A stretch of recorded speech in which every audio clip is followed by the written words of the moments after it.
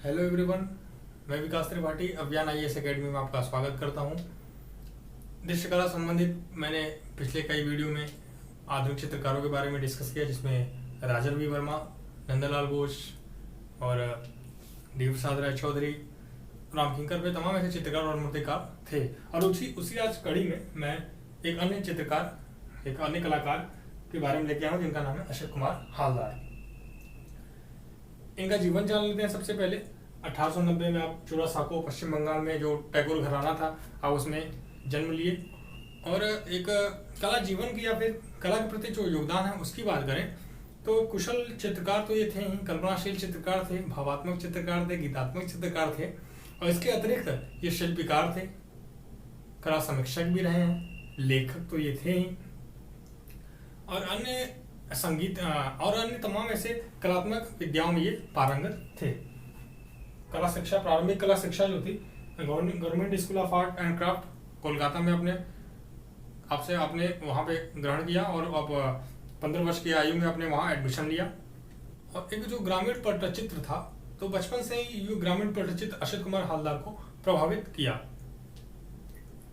इनके जो दादा थे रखाल दास, ये लंदन विश्वविद्यालय में प्राचार्य थे, और एक तरीके से जो एक प्रेरणा था वो इनके दादा से इनको मिलता है। आप 15 वर्ष की आयु में government school of art and craft में आप कोलकाता में एडमिशन लेते हैं, और आपके जो गुरु जो जिनका संरक्षण प्रदान था वो थे अशोक कुमार, वो थे अवनींद्रनाथ टैगोर। अवनींद्रनाथ टैगोर तो गुरु थे, इनके साथ साथ नंदलाल बोस, सुरेंद्रनाथ गांगुली और सादाचरण वकील जैसे प्रतिभावान जो एक शिक्षार्थी थे, उनका भी साथ इनको मिला। एवी हैवेल और आनंद कुमार स्वामी जैसे कला मर्मज्ञ थे, कला विद्वान थे, उनका भी सहयोग इनको मिला। अब 1910 में नंदलाल बोस के साथ मिलकर और लेडी हरिंगम जो थे, उनके निर्देश में आपने अजंता की प्रतिकृतियां तैयार की। 1914 में आप जोगी मारा गुफाओं की प्रतिलिपियां तैयार की। 1917 में ग्वालियर स्टेट द्वारा आपको बाघ गुफाओं की जांच किया, परख के लिए आपको आमंत्रित किया गया था। 1921 में आप नंदलाल बोस, सुरेंद्र कौर के साथ आपने बाघ चित्रों की प्रतिलिपियां तैयार की। सम्राट जो जॉर्ज पंचम थे, वो जब कलकत्ता आए थे, तो आपने कलकत्ता को बड़े बड़े भित्ति चित्रों से संवारा था, जिसमें आपने नंदलाल बोस और वेंकटप्पा का आपने सहयोग प्रदान था आपको। तो जिसमें आपने तमाम भारतीय जो भी कथाएं थी, जैसे कि कृष्ण और गोपियों की कथा, रामायण और अशोक का पुत्र कुणाल, आपने तमाम ऐसे विषयों पे उसमें चित्रकारी किया था। और निश्चित रूप से अजंता का प्रभाव इन पे दिखाई पड़ता है। और उस कला शैली की बात की तो मैंने पहले ही स्टार्टिंग में कहा था कि गीतात्मक कलाकार, भावात्मक कलाकार, तो इनकी जो शैली रही वो प्रमुख रूप से गीतात्मक रही है। इनकी कला में एक चित्रकला तो था ही, एक कहानी तो कहती है, और साथ में जो गीत का भाव है, जो संगीत का भाव है, वो भी उसमें प्रदर्शित होता है। अजंता का खासकर प्रभाव इनके चित्रों में दिखाई देता है। भावनात्मक विषयों को भी आपने अंकित किया। कला शिक्षक तो ये रहे ही हैं, एक कलाकार तो ये थे ही, आगे चल के इन्होंने शिक्षक के रूप में भी कार्य किया है, जिसमें आप Rajasthan school of art Jaipur में आपने शिक्षक के पद पे काम किया, लखनऊ स्कूल ऑफ आर्ट में आप प्राचार्य पद पे रहे। संग्रह की बात कर ले तो इनके जो चित्र हैं वो संग्रहित कहाँ है?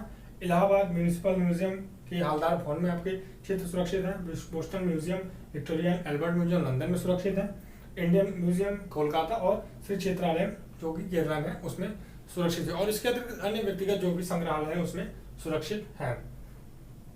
कुशल चित्रकार थे, कुशल शिक्षक भी रहे, और कुशल रचनाकार या फिर पुस्तक रचनाकार लेखक भी थे। इनकी प्रमुख पुस्तक कौन सी है? वो है Indian culture at a glance. दूसरा कौन सा है? ये और जो ये प्रमुख है Indian culture at a glance, जो है वो प्रमुख इनकी पुस्तक है। और इसके अतिरिक्त ये मेघदूत व ऋतु संहार का एक बंगाली अनुवाद भी इन्होंने किया है। और इसके अतिरिक्त ये कुछ श्लोक की भी रचना ये करते रहे।